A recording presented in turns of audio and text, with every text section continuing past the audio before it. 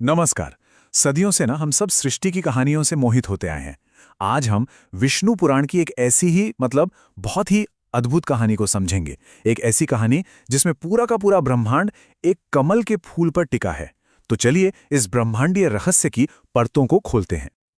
ये सवाल ये सवाल तो हम सबके मन में कभी ना कभी आता ही है ना? कि जब कुछ भी नहीं था, मतलब न तारे, न ग्रह, न ही समय, तब आखिर था क्या? विष्णु पुराण इसका एक बहुत ही दिलचस्प जवाब देता है। तो कहानी की शुरुआत होती है सृष्टि से भी पहले। सोचिए, एक ऐसी अवस्था जहां सब कुछ एकदम शांत था, स्थिर। ये थी एक गहरी ब्रह्मांडीय निद्रा। जरा कल्पना कीजिए, एक विशाल अंतहीन सागर जिसका न कोई किनारा है, न कोई दिशा।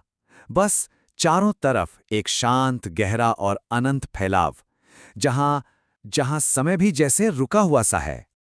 और इसी ब्रह्मांडीय सागर के बीचों बीच अनंत नागशेष पर शाश्वत देव विष्णु योग निद्रा में लीन थे।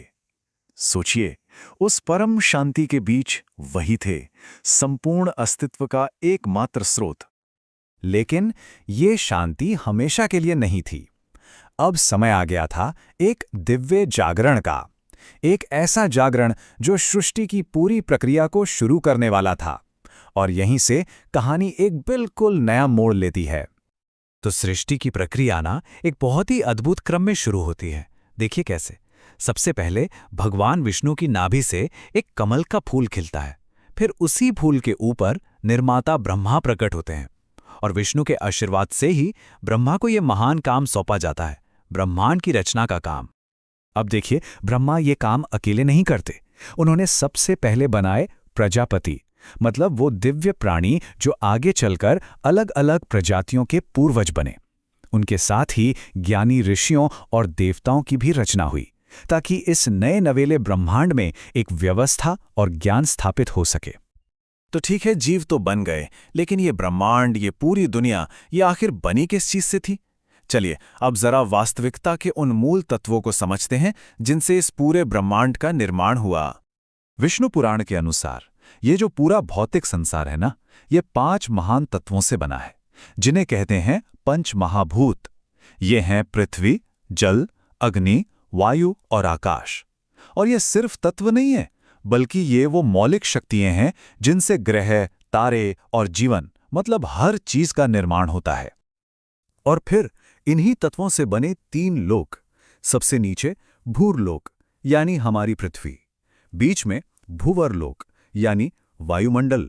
और सबसे ऊपर स्वर्गलोक। मजेदार बात यह है कि इन तीनों लोकों को एक ब्रह्मांडीय धुरी की तरह मेरु पर्वत एक साथ जोड़ के रखता है, जो इस पूरी सृष्टि को एक स्थिरता देता है। अच्छा, इस ब्रह्मांड में समय जो है वो सीधी रेखा में नहीं चलता। नहीं, ये एक विशाल घड़ी की तरह है, एक पहिए की तरह है, जो बस घूमता रहता है, जिसमें सृष्टि और विनाश के चक्र बार बार दोहराए जाते हैं। समय की जो सबसे बड़ी इकाई है, उसे कहते हैं कल्प। ये ब्रह्मा का सिर्फ एक दिन होता है। सोचिए, सिर्फ एक दिन, जिसमें अरबों साल होते हैं। हर कल्प में ब्रह्मांड बनता है, फलता फूलता है और फिर अंत में नष्ट हो जाता है। और ये पूरा का पूरा चक्र विष्णु के ही नियंत्रण में होता है। और हर कल्प को ना और भी छोटे छोटे चरणों में बांटा गया है, जिन्हें हम युग कहते हैं। हर युग में अच्छाई और बुराई का जो संतुलन है वो बदलता रहता है। मतलब एक तरह से एक चक्रीय गिरावट होती है और फिर एक नयापन आता है। हर युग के अंत में एक छोटा प्रलय होता है, जो अगले नए युग का रास्ता तैयार करता है। तो ठीक है, हमने ब्रह्मांड की रचना और समय के इस अंतहीन चक्र को तो समझ लिया। लेकिन अब सबसे बड़ा सवाल उठता है कि इस विशाल ब्रह्मांडीय नाटक का आखिर उद्देश्य क्या है? मतलब ये पूरी रचना क्यों मायने रखती है? इस पूरी ब्रह्मांडीय व्यवस्था का आधार है एक केंद्रीय सिद्धांत, जिसे कहते हैं धर्म। देखिए, ये सिर्फ कुछ नियमों की लिस्ट नहीं है, बल्कि ये वो नैतिक और लौकिक कानून है जो हर चीज में संतुलन बनाए रखता है। ये पक्का करता है कि ब्रह्मांड अपनी सही लय में काम करे। और अंत में ये सब कुछ वापस भगवान विष्णु पर ही आता है।